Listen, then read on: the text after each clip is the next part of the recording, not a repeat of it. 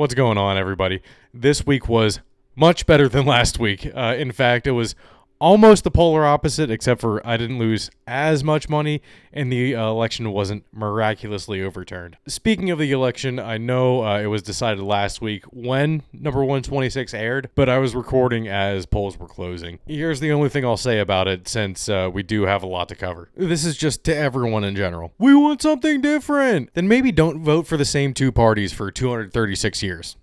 We did it to ourselves. To everyone that voted for Kamala, you're still alive. It's only one term. And while science education and women's rights will be stripped to the bare minimum, gas won't be as expensive. It will cost less to go and buy laundry detergent and dish soap, ladies. Let's look at the positives. To everyone who voted for Trump, congrats. Who will you blindly follow in the next election? My guess is Jelly Roll. The president is set for felons to be president of the United States of America, so why not? Brings a tear to my eye. A tear of joy, that is. They took out King Dakar from Six Flags and switched it out with life. Let's get this country going from 0 to 128 miles an hour, and I wish this was number 128 just for the joke, but no, this is number 127 of Hoagies and Pierogis. Let's go. Live from Central Pennsylvania with your host Ian DiCarlo, this is Hoagies and Pierogis. The Ski Stash! The Ski Stash! Welcome to the Big Ten. Beecher's going drink, man. Let's go! Okay, like I said, we have a lot to cover. We're going to start with the baseball. It's award season, people. All right. So all the Gold Glove winners were announced, and congrats to Jared Triolo, Big Tree, on winning the Gold Glove for the utility category. The only GG any Yankees players received was during the handshake after they lost the World Series. Do they even do that? I know they still do it in hockey, but I don't know if they do it in baseball. So yes, the finalists were announced for the major awards, and Emmanuel Class is a finalist for the AL Cy Young Award. We know what award won't be in the next video after he blows the game next time. And what do you know? For the NL Cy Young, Paul Skeens is a finalist. Fifth rookie to be top 3 in Cy Young voting, joining Jose Fernandez, Dwight Gooden, Fernando Valenzuela, rest in peace, and Mark Fidrich. That's some pretty damn good company to be in. So yeah, he's probably not going to win the Cy Young, but he is also nominated for Rookie of the Year, of course. But we're going to have to wait until next week to find out if the award was stolen from him. If that's the case, I'm going to demand a recount. Fuck a recount in the election. I want a recount in the Rookie of the Year voting. So yeah, okay, we'll sweat out that Skeens for Rookie of the Year next week. I don't know if they announced that live or not. I'm going to have to get my live reaction if Skeens loses. Or wins either way, but if he loses, I think their reaction might be a little bit better. Okay, what else here? We got Roki Sasaki coming over to the the MLB next season. He's going to be posted by the Chiba-Lot Mariners. So everyone is expecting him to sign with the Dodgers. There's been something floating around out there that Sasaki wants to sign with a small market team first because he's gotten, ragged on by the Japanese media so much. He's going to the Dodgers. Let's just skip right to the chase. I mean, come on. We need to just speed it up. Expedite the process. And speaking of expediting the process, holy shit, I didn't think we'd be getting any Soto news, at least until after Christmas. He has reportedly narrowed down his choices to the Red Sox, Yankees, Mets, and Dodgers, and could sign as soon as tomorrow. If he does sign tomorrow, you know that I will be coming back in and commenting on it. Today is Tuesday, the 12th. So if he could sign as soon as Wednesday, that would be absolutely insane. I cannot remember the last time a significant free agent signed before Thanksgiving. Okay, let's move on to some college football. We're just going to go by times. 12 o'clock games, I said, looked a little bit lackluster. Miami. Oh my God, what the fuck? For the 4th straight week, they were looking bad. They survived Louisville. They were only up 17-7 against Florida State at the half, pulled away against Duke in the 4th quarter, and they had found themselves down again 21-10 against Georgia Tech late in the 3rd quarter. Miami could not pull this one out. They are having so much trouble being consistent, and the defense has been doing them no favors. They haven't been able to stop anyone. Duke and Louisville, they looked horrible against. So Miami did make it 21-16 before the fourth quarter. They failed the 2-point conversion, and they made it look so easy. This is what I'm talking about with consistency. Why can they not move the ball down the field like that every single drive? They march down with no setbacks whatsoever. And then Georgia Tech, like I said, their defense was doing them no favors, drove right down the field and scored a touchdown. 28-16 it was then at that point. It came down to Miami needing one more stop. They did score the touchdown to make it 28-23 Georgia Tech with 6 minutes and 7 seconds left. And they do get the stop. But Cam Ward fumbled the ball immediately, and Georgia Tech got the ball back, gets a first down, and kneeled it out. Miami, what the hell was that? You just completely blew your shot at the college football playoff. SMU is now number 1 in the ACC. They didn't blow their chance completely because they're still slated to be in that championship game against SMU. But, oh, man, I think SMU would easily deal with them. Miami loses 23-28. Down goes number 4. 12 o'clock games lackluster, my ass. I mean, if you're a Miami fan, yeah, it was pretty lackluster. Then we move on to the 3:30 games here. This was a good slate of 3:30 games. Let's start with Georgia at Ole Miss. Oh, man.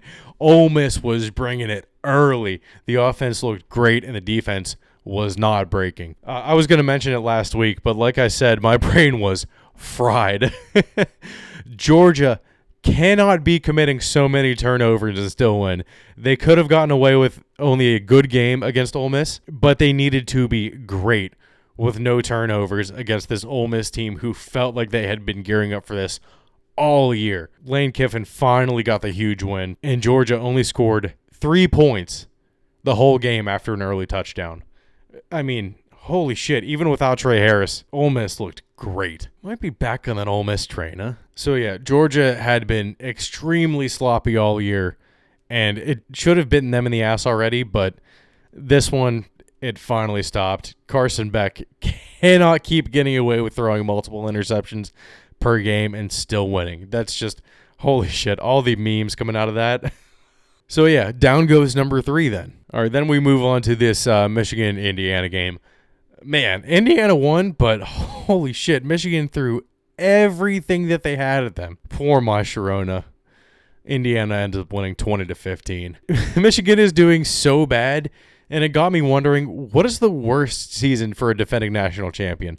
Well, if it weren't for LSU, who was 5-5 in 2020, Michigan would have been the first defending champs to not win 8 games since 1971 Ohio State. The last defending champ to have a losing record was 1967 Michigan State, who went 3-7. If Michigan ends up under 500, they'll at least have the distinction of being worse than 2020 LSU.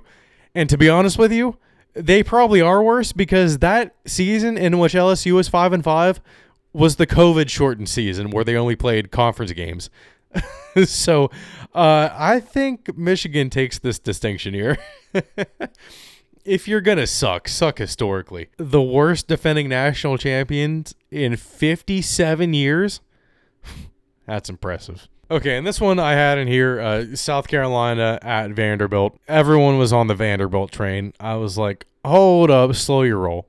One, South Carolina is coming off their best win of the season against Texas A&M, in which they completely shut them out in the second half, winning 44-20. And two, because Diego Pavia is getting a little bit full of himself and sued the NCAA for eligibility years from JUCO, meaning that he'd be able to play another season. I get it, but it has to stop at some point. We cannot have 25-year-olds playing against 19-year-olds.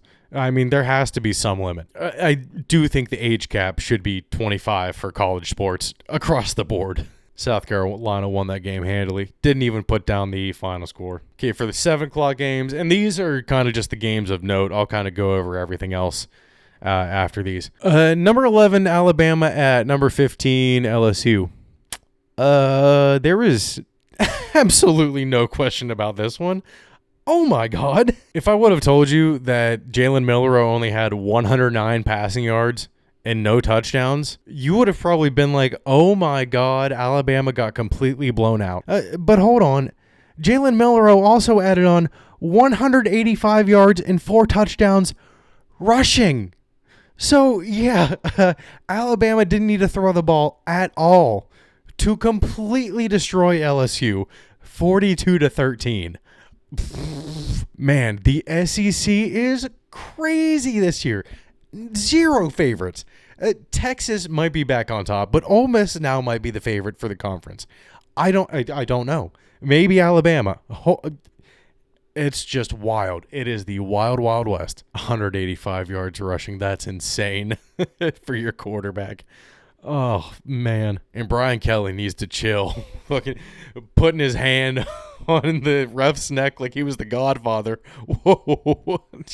I mean, I'm not, I wouldn't be scared of Brian Kelly, but that's a little bit alarming. You can't be putting your hands on the ref like that. All right. And then the last notable one for 7 o'clock, and not even 7 o'clock. This started at 8 o'clock because it was on fucking Peacock.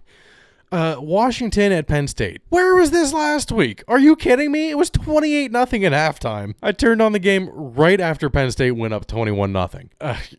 They were mad. You could tell that Penn State was mad, and this was all business, and they left it all out on the field. Miami and Georgia losing is huge for Penn State in this one. And I'm going to go over the rankings, but the college football playoff selection show isn't until 8:30. You're telling me that this Kansas-Michigan State game took that much priority over it? That you couldn't push the game to ESPN2? How many views did this get last week? That this had to be pushed all the way back to 8:30. Are you kidding me? Why? It's a ranking show. Just put out the rankings. Start it half an hour earlier. Start it at 6:30 if you can't start it at 7.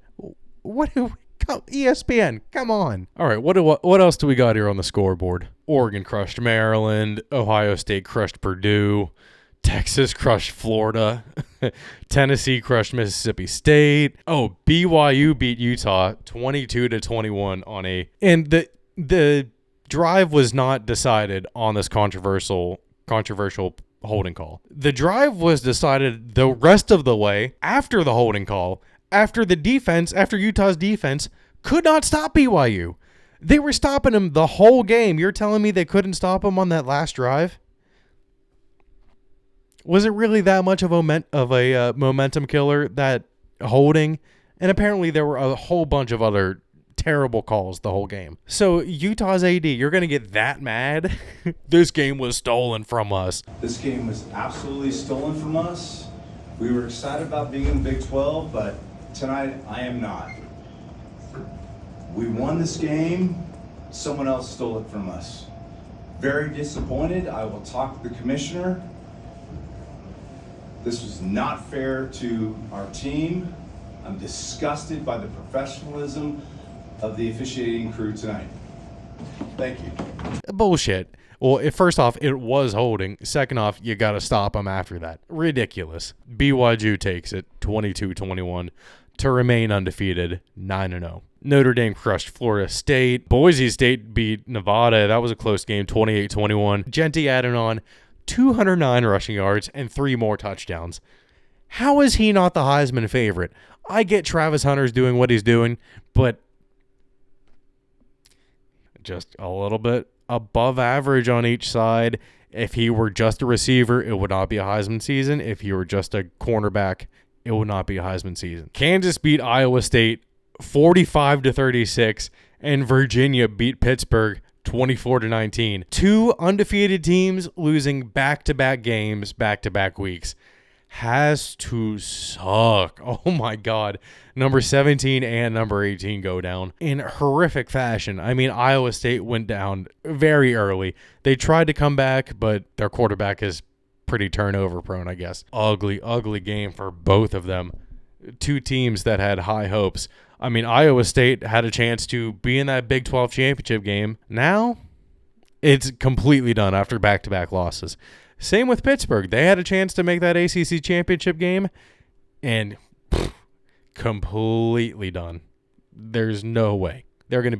Both of them are going to be unranked after tonight. Colorado beat Texas Tech 41-27. Washington State won. Clemson won. Missouri won. Army won. And like I said, it's it's 7:30 right now. We got to wait till fucking 8:30 to go over the rankings. So I'll go over the rankings later, and then also I'll go over the Week 12 matchups with the proper number next to their name. I didn't like doing that last week with just no rankings by their name whatsoever because ESPN Scoreboard took away the AP poll ranking next to their name for some unknown reason. I don't know why. I don't work at ESPN. All right, let's get this damn show on the road. That basketball game went late, so it's 8:46 right now, and they still have not even started a countdown. Almost 9 o'clock, and you're revealing this thing. Jesus Christ.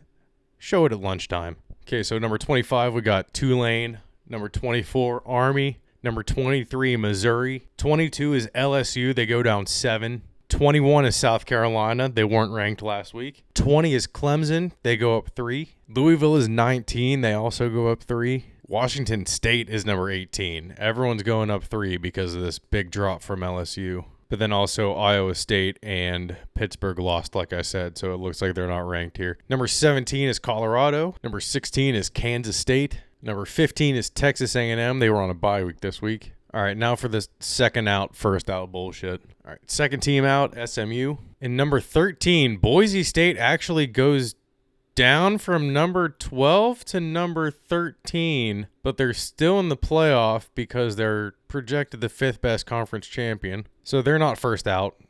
The actual first out team is Georgia. Oh, Georgia's actually the first out, and they are ranked number 12. So they go down from number 3 to number 12, and they're the first out. And Boise State got pushed down 1 because Ole Miss got pushed into the, I would assume, the top 10 here. Oh, number 11. Number 11 is Ole Miss. Okay, all right. Number 11, seed 11, Ole Miss. I'm kind of surprised they're not ranked higher because they won 28-10. I am surprised Georgia fell all the way out, though, from number 3. They have been struggling, though. All right, number 10 is Alabama. With Alabama being number 11 last week, I am shocked they are not higher than 10 this week after dismantling LSU. They only went up 1 for that? Are you kidding me? What? They probably should not have been number 11 last week.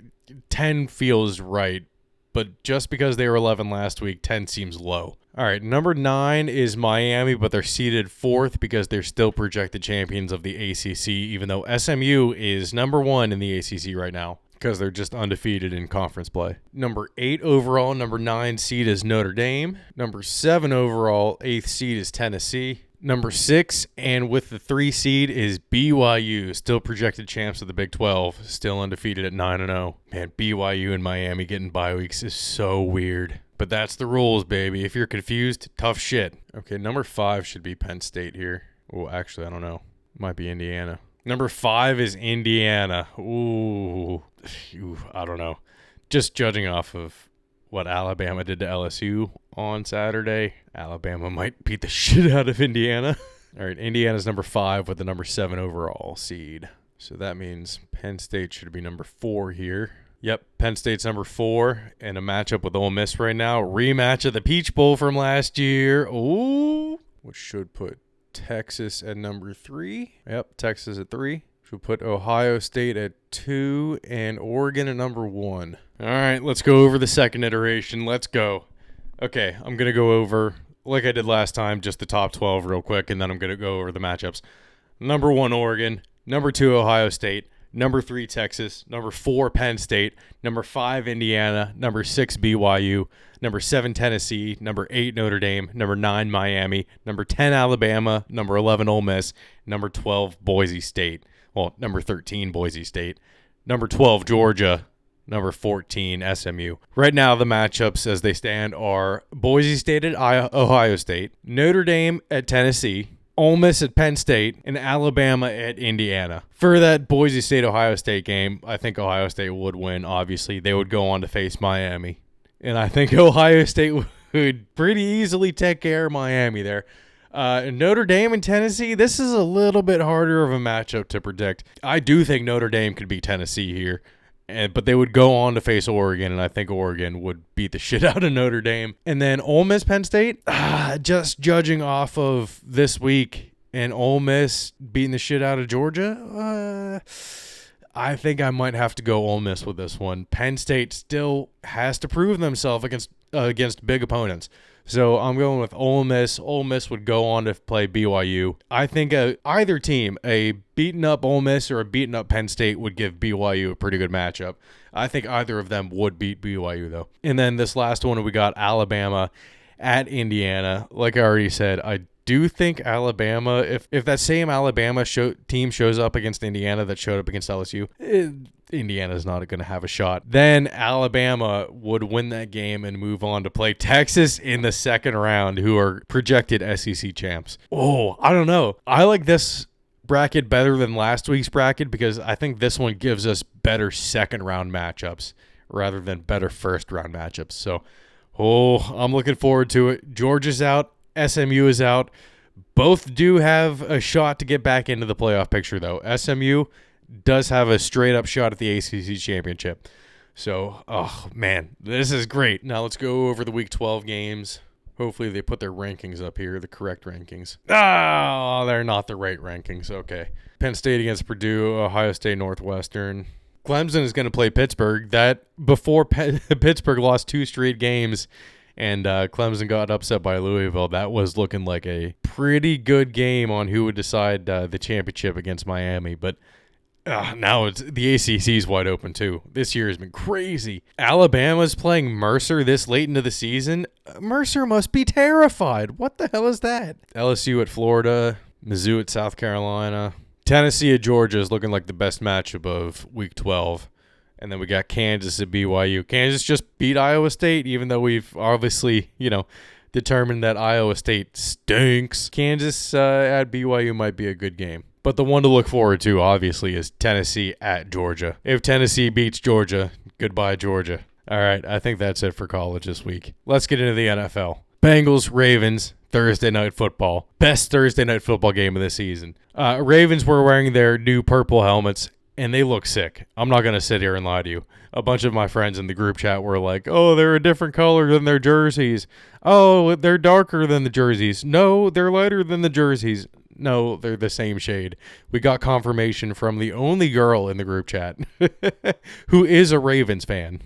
It was kind of the week for new uniforms and new helmets. But anyway, Ravens almost completely fucked this game.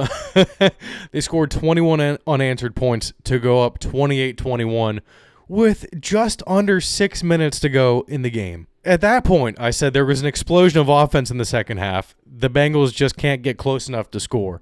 Well, they didn't have to be close at all because they scored immediately, and Jamar Chase was off to the races, game tied at 28. And on the next drive, I saw something that I was not expecting to see in a million years. I saw Derrick Henry's butt. Whoa. No. This is not blacked on Thursday Night Football. No, hold up. Pull your pants back up, Derrick Henry. All right, then I swear to God, Lamar's going to win another MVP. Ravens go up 35-28, 1:43 left. And then just over a minute later, Burrow with the touchdown to Chase for Chase's third touchdown of the night. Holy shit. With 38 seconds left, immediately I had put down, they tied the game. This one's going to go to overtime. No overtime in this one. They decide to try and win it with a 2-point conversion, and they do not get it. This is why you do not go for 2 to try to win the game if there's basically no time left. I get that momentum would have been totally on your side at that point, and it might have been, extremely deflating for the Ravens. Maybe they wouldn't have had as much will to go down the field and get a field goal. Would they have even gotten the field goal? Justin Tucker has been sucking this year. But yeah, holy shit, what a game. Ravens won 35-34. Jamar Chase went off. In our league, he had 60.4 fantasy points, 11 catches, 264 yards, 3 touchdowns. We have a 5-point bonus for a 200-yard game for a receiver. So that's how we got the 60 in our league. That absolutely was the best Thursday night game. I think it was better than the Falcons game that went to overtime where Kirk threw over 500 yards. There's just something about I don't like watching NFC South games. I really don't. There's just something about it that's just, even when they're high-scoring games, they just seem boring. I don't know if it's like they're mostly on Fox, so I don't know if it's like the filter on Fox or something that it just, whenever I see it, I'm like, I don't really want to watch this.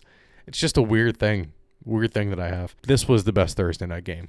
Mac Jones got the start for the Jaguars. Mac Jones on Mac Jones. Holy shit. Oh, man. Mac was looking good as he led the Jags down the field for a touchdown, his rushing touchdown on their first drive. But then it just all started to fall apart. They could not even get in field goal range the rest of the game. He threw an interception late, down 12-7, and the Jaguars just keep on losing. Man, I need Trevor Lawrence back because Brian Thomas Jr. only had two catches. Mac cannot consistently get the ball to his wide receivers. All right, let's move on from the past nightmares of Mac Jones and move on to the current dreams of Drake May. Oh my God. We beat that fucking... Oh, and it felt so good. It felt so damn good. All right, let's run through this. I did not realize that the Patriots were 8 for 12 on fourth down, and they went for it early and got it. So they're 9 for 13 on fourth down this year. Great. You'll love to see it. And you can't squib the ball, I guess, anymore. Didn't even think about that because it has to land in the landing zone. Get rid of the landing zone. I hate it now. Fuck it. If it's beneficial to anyone that plays against the Patriots, then I hate it. The defense looked great. Keon White was in the backfield on every single play. I swear to God. 9 sacks on the day. Not for Keon White, but for the defense as a whole. First time the Bears have given up 6+ sacks in back-to-back games since 1993. While the offense wasn't perfect, they finally got a decent run game going with Stevenson and Hasty, and then mixing in Gibson late as well. This performance from the Bears got Shane Waldron, their OC, fired on Tuesday. One day after head coach Matt Eberflus promised changes and adjustments. They're passing off the reins to Thomas Brown, who was the offensive coordinator for the Panthers last year. What in the world made the Bears look at what the Panthers did and think, we should hire their offensive coordinator as our passing game coordinator to help develop our rookie quarterback? Surely nothing can go wrong. Well, he's now the interim offensive coordinator. The Bears are cursed. Not as much as the Browns, but they might be number 2. And maybe the Jets, so they might be number 3. But oh my God. Surely they cannot be seriously thinking that this is the correct move going forward. How in the world do you see Bryce Young getting benched in Carolina this year and think, hey, he can help Caleb Williams? Yeah, let's not forget who's actually in charge of the offense on the field. What does this say about Caleb Williams?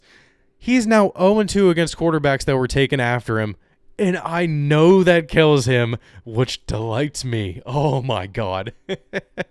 He is super lucky J.J. McCarthy isn't playing this year, or he might have ended up 0-4 against him. Both Daniels and May have had immediate success in flashes of franchise-level talent with less weapons than Williams. It might just be him. While he also shows flashes of being great, he isn't nearly as consistent as the other two and has errant throws very often. He has the arm, but his ball placement has been horrible. It has just been absolutely awful. In this offensive line that they've went out and got all these pieces for, drafted a bunch of guys to help out, as you can tell, 6 sacks in back-to-back games for the first time in 21 years isn't exactly good news. But the Patriots' makeshift offensive line is actually doing pretty well. Honestly, they're doing completely fine with a quarterback that can actually move around in the pocket, and then when stuff breaks down, can actually move around outside of it without freaking the fuck out. So that's a really nice change of pace. But yeah, like I said, offense wasn't perfect, was a little bit slow. They got stalled out quite often. Oh my God, I need to find this. The third quarter was just one of the worst quarters of football this week. Bears, 4 plays, 20 yards, punt. Patriots, 6 plays, 25 yards, punt. Bears, 6 plays, 7 yards, punt. Pats, 3 plays, 4 yards, punt. Bears, 3 plays, 4 yards, punt. Pats, 3 plays, 3 yards, punt. That was the entire third quarter. Oh, that was awful. So while there is work to be done, a 19-3 win is extremely encouraging. The defense looks like the defense that we know they can be from last year. Jonathan Jones had a great game. Christian Gonzalez was getting a little bit chippy with Rome Odunze, which I kind of liked, which means Odunze must have been running his mouth. I've never seen Gonzalez get like pushy like that with anyone. Last thing I wanted to add on to the Patriots Bears game. Since becoming the starting quarterback, Drake May ranks first in quarterback rush yards, 5th in big-time throws, and has the most turnover-worthy plays. His rookie season is what happens when Josh Allen and Justin Herbert did the fusion dance, but the fingers do not match perfectly. I thought that was a great tweet from Timo Risk, PFF Moo. So yeah, he's definitely got some Josh Allen in him. He definitely has some Justin Herbert in him. To be honest with you, both have ended up fine. I think May will end up fine as well. Okay, let's see here. What other games? We got the Broncos-Chiefs. The Broncos lost 14-16 because they were set up to kick the game-winning field goal, but then it was blocked. Oh my God. It was just a textbook block. The camera zoomed in to follow the ball going through the goalposts, but the ball just did not follow. The Chiefs have been getting so lucky. Still undefeated at 9-0. I don't think they should be 9-0 though. They definitely escaped with that win, and there are a couple others that were aided by penalties. Another thing from this game, Taylor Swift has upskirt security.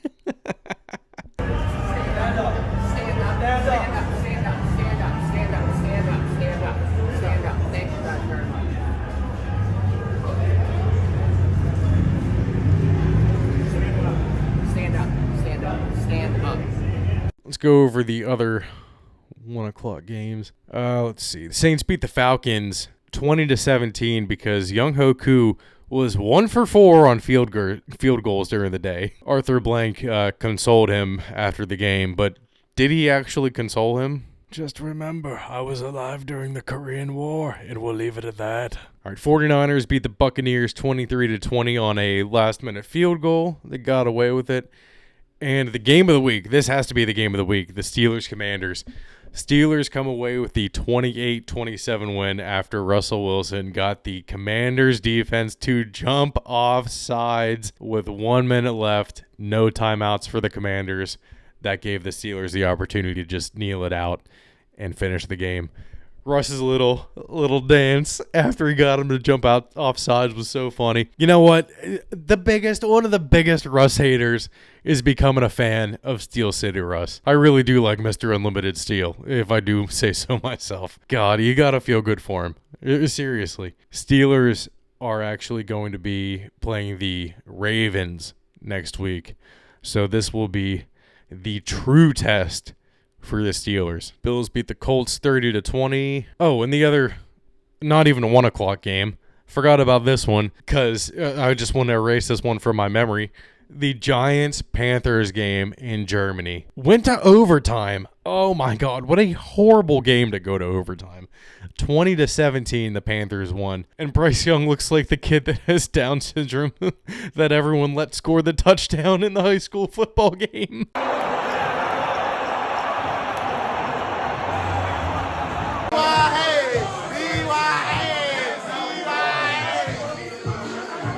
How is he so small? All right, let's move on to the 4 o'clock / 4:30 games. The Cowboys, no Dak, huge problem.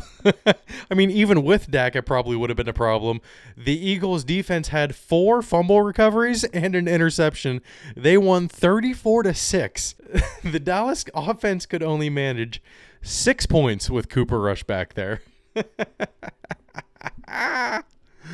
Oh, it's so funny. And speaking of Dak, on Friday before the game, Jerry Jones said the Cowboys had not officially placed Dak on IR, despite multiple reports of them actually doing it. And on Saturday, it was announced that he would be undergoing season-ending surgery on his hammy until it was determined that he wasn't and still was getting a final opinion. So I don't know what was going on there. His hamstring was apparently off the bone, according to the announcers in the Eagles-Cowboys game, which is a shame because with the bone on, you get a little bit more flavor. What a crazy waste of money for the Cowboys. And Jerry Jones, you're going to have to spend a little bit more money on that stadium to put some curtains in. CeeDee Lamb was completely blinded by the sun on that touchdown pass. When asked if he is in favor of curtains, he said yes. And when Jerry Jones was asked about said curtains, he said, "Oh, do you want me to tear down the stadium and rebuild a whole new one? You're out of your mind." Jerry Jones, that is not what people are saying.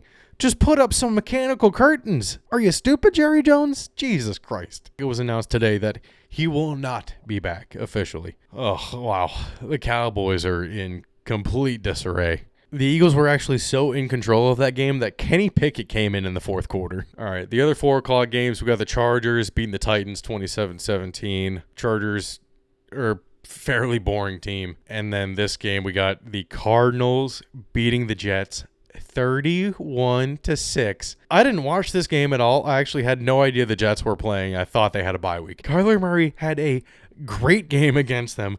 22 for 24. 266 yards and a touchdown. Almost perfect. And this picture of him getting his helmet ripped off is actually kind of funny.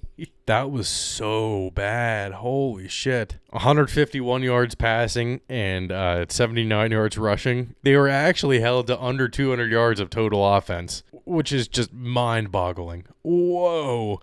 The Cardinals defense might actually be legit. They're pretty pesky. All right, and the last game on Sunday was the Lions and Texans game, in which the Texans were basically in control the entire first half.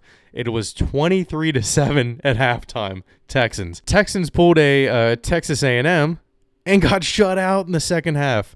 Completely shut out. The Lions had a 7.9% chance to win entering the second half. They win on a last-second field goal to go up 26-23. They are 8-1 and are looking pretty damn good. When your quarterback throws 5 interceptions and you still win the game, the whole team is excellent. Yeah, Goff had 5 interceptions and they still won.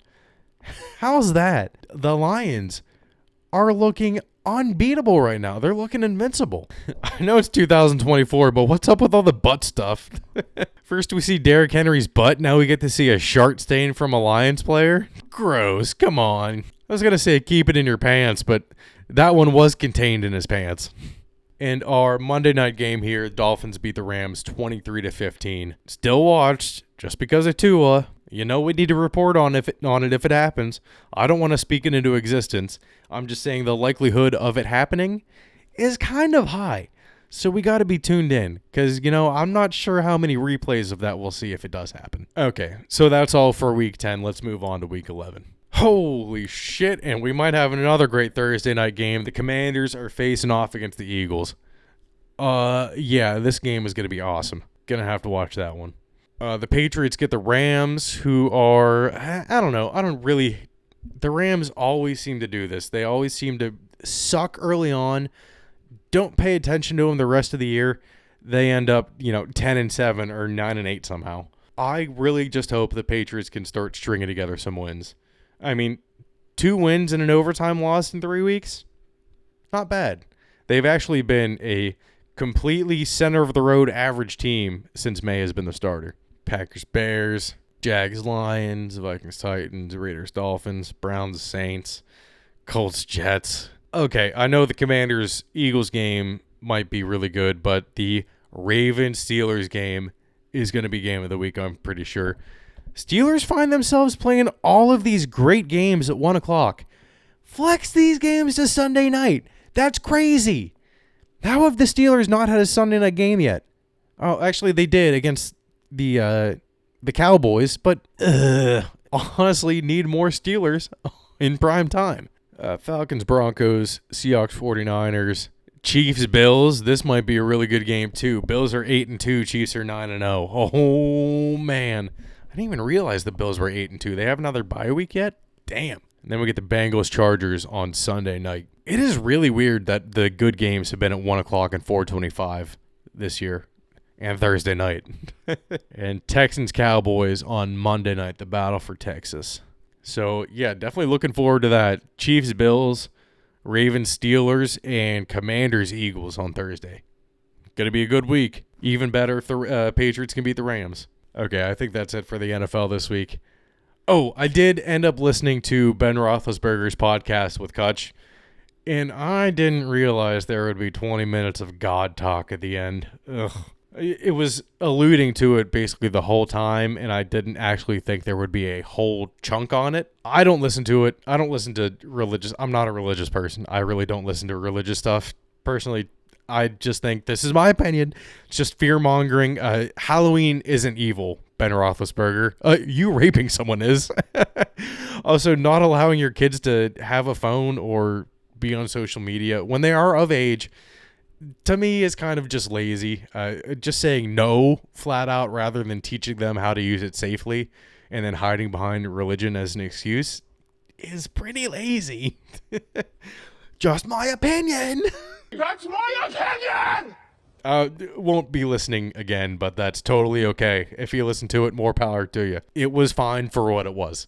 All right, and then last thing, we got the Mike Tyson-Jake Paul fight on Friday. Finally. Holy shit. I cannot wait to see Mike Tyson take a fall against Jake Paul. You know that's what's going to happen. I mean, this is going to be a lot like the Manny Pacquiao-Floyd Mayweather fight where they're just going to hug each other the whole time. I guarantee you. I really don't think that Jake Paul wants to actually hurt Mike Tyson, and he could just because Mike Tyson is old. I do think Jake Paul will win, and that might actually get him an actual boxing fight. So maybe that would be nice to see to see him get the shit beat out of him. Okay, let's go to Twitter, see if there's anything that happened here. My Chemical Romance returns with the Black Parade Tour. What? Breaking news. Best news of the fucking podcast. What? Jackson Merrill is only the 5th rookie outfielder to win a Silver Slugger. I hope that Skeens being nominated for a Cy Young outweighs that. Fuck. Okay, yeah, nothing has happened. Soto didn't sign anywhere, so we're all good on that front. All right. Oh, and History Hyenas is back, baby. Let's go. Hell yeah. You know I'm on the Patreon as Ian Burns when I'm being no DeCarlo. Oh, yeah. Let's go. Go listen to History Hyenas. I want the podcast to keep going forever. That podcast is kind of what got me into comedy, I think, for the most part. I think I started with Kill Tony, but then I was looking for something else after that to kind of move on to. And that's when I got into History of Hyenas and then Legion of Skanks after that. So, it holds a special place in my heart, that's for sure. Okay, everybody, I think that's it.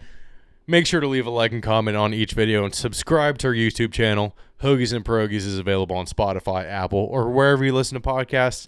Follow us on TikTok and Instagram for clips throughout the week. And we'll leave you with this. Munch. Live from Central Pennsylvania with your host Ian DiCarlo, this is Hoagies and Pierogis. The ski stash! The ski stash! Welcome to the Big Ten. Patriots go drink, man. Let's go!